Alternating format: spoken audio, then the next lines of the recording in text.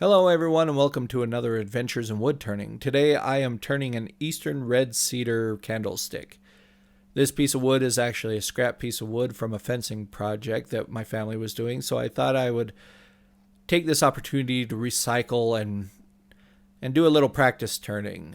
Scrap wood is always good to use when you're trying to refine your processes so you're not ruining a perfectly good piece of wood, but I thought I would try doing a candlestick because it is something I haven't ever done before, and typically if you look at candlesticks, they're very shapely and they are rounded and they have various shapes. So I thought I would take this opportunity to refine my shaping process and try something different. The Eastern Red Cedar is a very pretty wood considering it's wood that you use for fencing, but it turns really well. It tears out a lot. There's a lot of tear out when you look at it after turning, but for the most part, it turns really well and it makes for good practice. I'm using my simple wood turning roughing tool to get it into its round shape and to get it into a rough shape of, start my shaping process.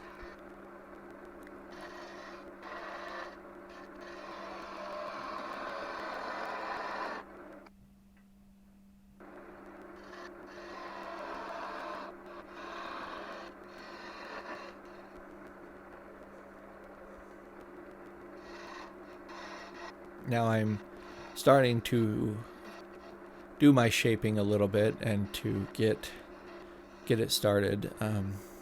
Just cutting some basic shapes and getting it ready to kind of smooth out a little bit more.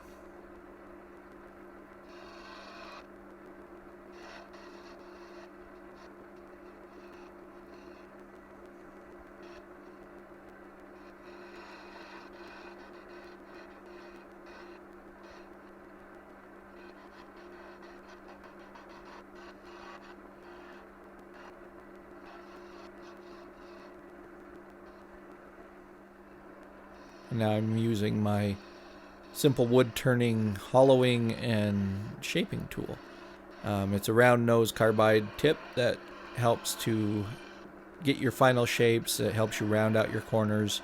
It's really good and to smooth out your shape and get it ready for final sanding and preparation. I was having a little trouble with the tool running over the tool rest, so I put a little extra wax on it, covered it in wax, and now my tool is running smoothly. Sometimes if you do have a little bit of trouble and you feel a little resistance on the tool rest when you're turning it, a little bit of wax or some sort of lubricant will help to let your tool run smoothly across the tool rest. A Harbor Freight is it's one of the things that I found out about the Harbor Freight is that the tool rest is made out of cast iron, as the rest of the machine is made out of cast iron. So sometimes you just have to sand down the burrs, get rid of the burrs, and then put a little bit of wax on it to help it smooth it out. And it works really well once you get it there. But every so often you just have to re-wax it and get it smooth. But now I'm getting it down to its final shape and everything's turning well and looking good. Again, this wood turned really well, considering it was a piece of scrap, but you can see that there was a lot of tear out in it and it was not the smoothest. So now I'm sanding up to 320 grit, getting it ready for sanding sealer and some abrasive paste and some polishing wax.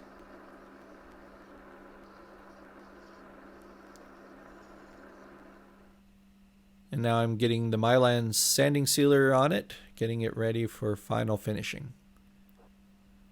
As you can see, the sanding process did smooth it out quite a bit, and just a rough sanding took all the tear out, and you can start seeing the grains. Now I'm using the Axe abrasive paste to fine sand it down to about 1,000 grit. I think that's what they say it is.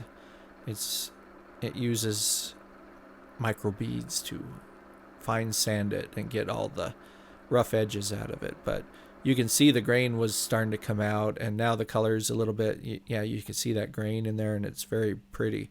Now I got the Axe Polish and Restoring Paste to do my final finish. It brings out the shine and the color a little bit more, and it protects it a little bit more. It's a great paste to finish up your projects if you want a kind of natural look. And now I'm cutting the hole for the candlestick to stick in.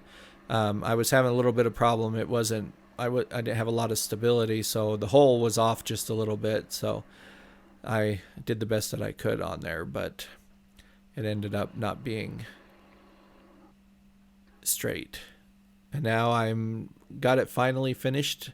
It's very pretty. The grain is amazing in this.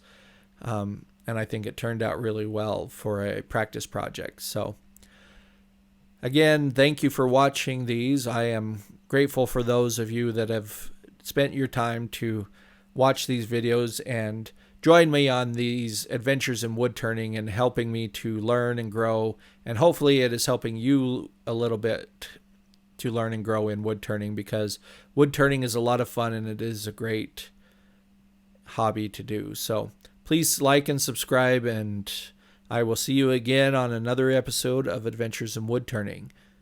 Have a great day.